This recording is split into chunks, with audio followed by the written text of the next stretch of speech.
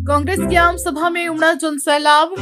यशोदा नीलम्बार वर्मा ने भरा नामांकन। खैरागढ़ में आज कांग्रेस की आम सभा में उमड़ा जनसैलाब। वहीं कांग्रेस की प्रत्याशी योशिदा नीलम्बर वर्मा के समर्थन में युवा कांग्रेस ने निकाली बाइक रैली। वहीं कांग्रेस के वरिष्ठ नेता पूर्व मंत्री धनेश पाटिला, मोतीलाल जंगेल, आफ्ताब आलम, पूर्व विधायक गिरवर जंगेल, जिलाध्यक्ष राजेंद्र ठाकरे, वरिष्ठ नेता सुनील कांत तिवारी, शैलेंद्र वर्मा, वहीं हिमाचल प्रदेश के विधायक चंद्रशेखर, सहकारी केंद्रीय बैंक अध्यक्ष नवाज खान चंद्रशेखर ने कहा, 5 साल के कार्यकाल में भूपेश बघेल ने वो कर दिखाया जो 15 साल में डॉक्टर रमन सिंह नहीं कर सके।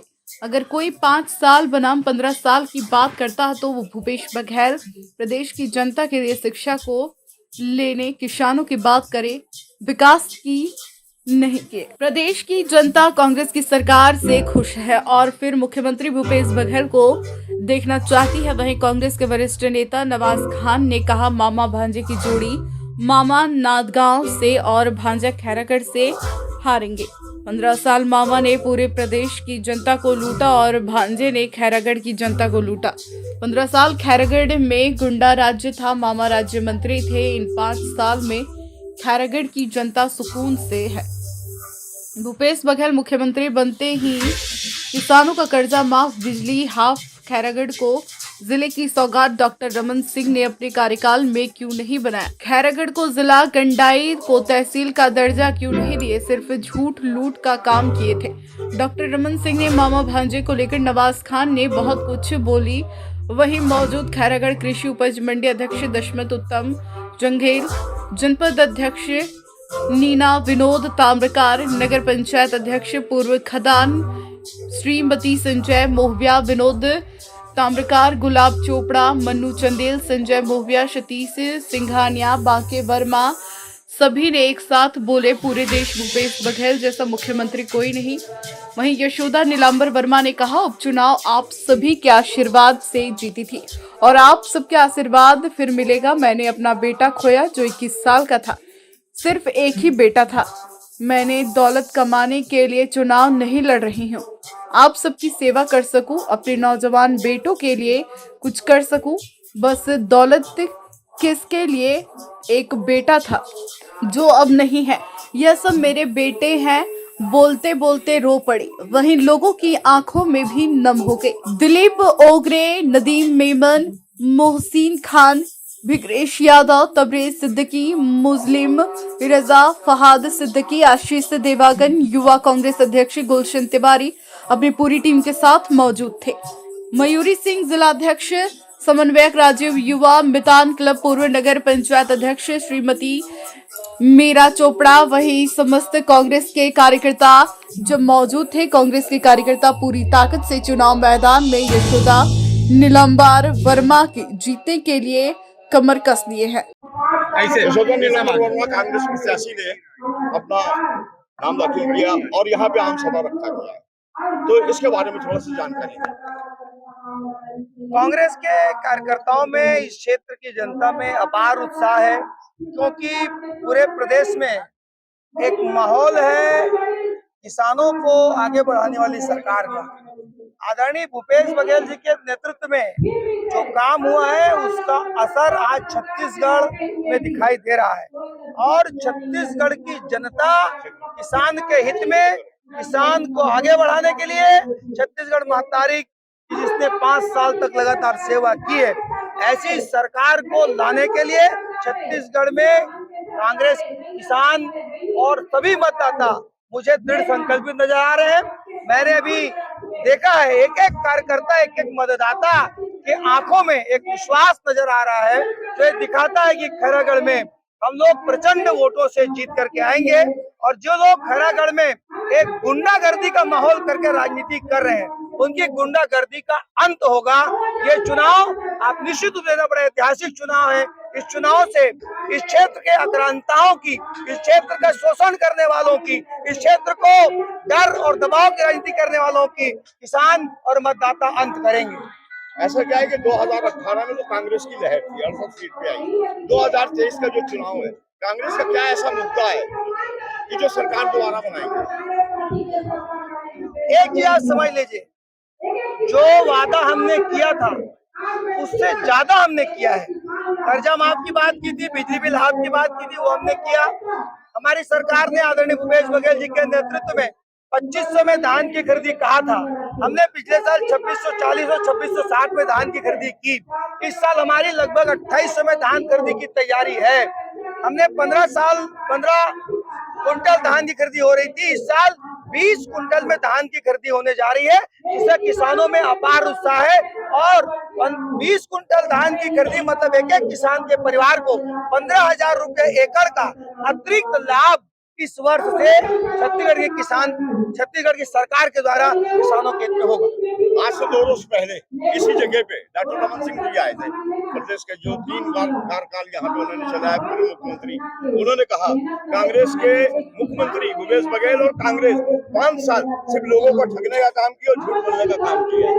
एकदम आपने जो बात कही, देखिए क्या है, हमारे वेदों में कहा है, हमारे बड़े बुजुर्गों ने कहा है, जाकी रहे भावना जैसी, प्रभु मूरत दिखे तीन तैसी।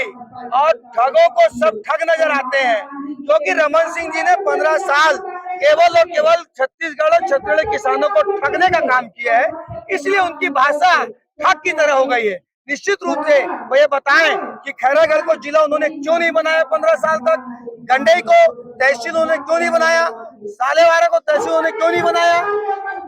जब वो कुछ नहीं थे, केंद्रीय मंत्री थे, वो गंडई में तहसील का समर्थन करते हैं, उसके आंदोलन का समर्थन करते हैं, लिखित में एक चिट्ठी लिखते हैं उस समय के मुख्यमंत्री को, और जब खुद मुख्यमंत्री बन जाते हैं तो 15 साल तक गंडई को तहसील नहीं बनाते, बल्कि जो वहाँ के नौजवान गंडई को तहसील बनाने के लिए मांग कर रहे थे, उनको बर्बरतापूर्वक पिटाई करके उनको 28 जेल में डालने का काम अगर किसी ने किया था तो डॉक्टर रमन सिंह ने किया था। तो ये चरित्र है डॉक्टर रमन सिंह जी, उनका वो क्या बात करेंगे। ओके, धन्यवाद। 5 सालों के अंदर आपने मंत्रणाएं की, क्या क्या चर्चाएं गली मोहल्लों में की, क्या क्या योजनाओं का निचोड़ आपने अपने घर तक आते हुए देखा, आपने कौन सा गौरव छत्तीसगढ़ के अंदर ऊपर उठते हुए देखा, कौन सी ऐसी बात छत्तीसगढ़ के अंदर पिछले 5 सालों के अंदर हुई जिसने लकीर खींच दी पिछले 15 साल के बीच में और इन 5 सालों के शासन के बीच में लकीर खींच दी, और उन व्यक्तियों को, उन लोगों के मुंह बंद हुए जिन्होंने पिछली बार 2018 में भूपेश बघेल जी को वोट नहीं दिया, हमारे विधायकों को जिताने के लिए वोट नहीं दिया। उनका इरादा दोबारा 15 से 20 साल तक भारतीय जनता पार्टी की सरकार को ले जाने का इरादा था, लेकिन जैसे ही प्रदेश के मुख्यमंत्री बने आदरणीय बघेल जी, मंच से शपथ ली और शपथ लेते ही पहला आदेश सीढ़ियों से नीचे जाकर सिर्फ पहला आदेश किया कि भैया जब मैं अपने कार्यालय में पहुंचूंगा उस वक्त में कर्जा माफी का 10,000 करोड़ रुपए का कागज मेरी टेबल पे होना चाहिए। सबसे पहला कार्य 35 और 40 मिनट में वो कार्य निपटाया गया, जिसके लिए हजारों सांसें रुकती थी, जिन कर्जों के लिए रोज नई फहरिस्त निकलती थी आत्महत्या करने वालों। बहुत विकास है, कैसे नहीं हुआ कथो, भाजपा के जमीन हजारों एकड़ में पहुंच गए। पता करो मेरे सीट 2003 के पहले भाजपा के पास कार है और ये 15 साल में भाजपा के पास कार नहीं है, हेलीकॉप्टर बस नहीं है।